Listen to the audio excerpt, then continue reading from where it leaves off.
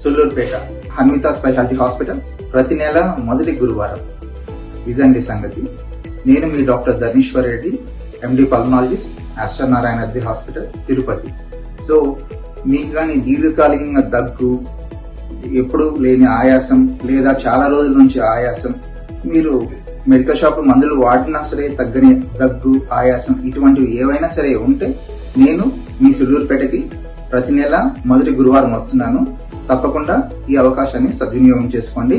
తెలుసు కదా, Hanvitha speciality hospital, Sullurpeta. ఇట్లో మీ డాక్టర్ ధర్మేశ్వర్ రెడ్డి.